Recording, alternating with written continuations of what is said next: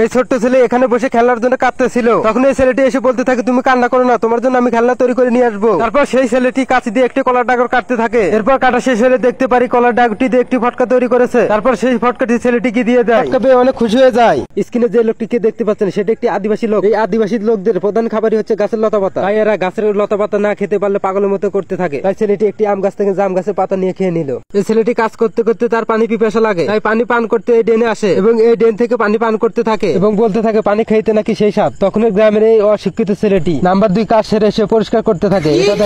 এটা ইতিহাস। খবরদার, আমি কাজের কথা বলবা না। আমি কাজ করে কার কি লাগবো, বিয়ে শাদী করাও না। ভাবলাম কাজ কাম সাইরা গোছাইয়া সাদির লগে তোর বিয়ার দিমু, তার আর হলো না। তোমায় না বলছি তোমার কাজ করতে মানা করছি, তুমি এখানতে বাইরে যাও, বাইরে রেস্ট নাও। এই অসহায় ছেলেটি খিদার কারণে ছটফট করতে থাকে। তখনই একটি পাকা আম ছেলেটির সামনে পড়ে। আমটি দেখে ছেলেটি আমটি মাটি থেকে তুলে নেয়। তারপরে একটি কাঁচি দিয়ে আমটি ভালোভাবে ছিলতে থাকে আর বলতে থাকে আমটি আজকে সে মজা করে খাবে। এরপর ছেলেটি আমটি খেতে থাকে এবং সবাইকে একটি করে লাইক দিতে বলে। আজকে জাম দিয়ে অসাধারণ একটি রেসিপি তৈরি করব। প্রথমে জামগুলো ভালোভাবে পানি দিয়ে পরিষ্কার করতে হবে। তারপর লবণ, তেল এবং মরিচ দিয়ে জামগুলো ভালোভাবে মেশাতে হবে। তারপরে তৈরি হয়ে যাবে আমাদের সেই রেসিপি।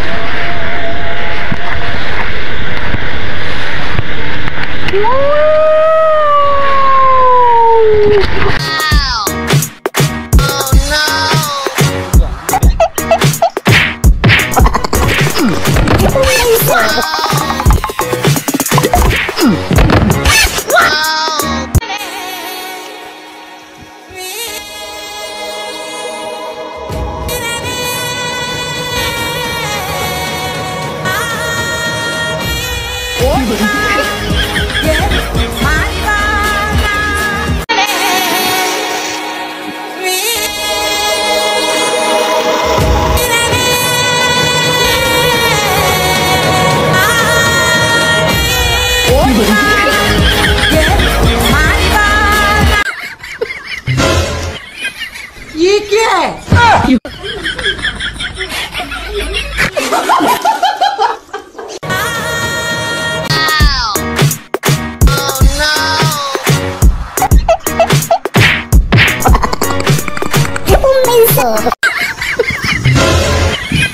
ये क्या है?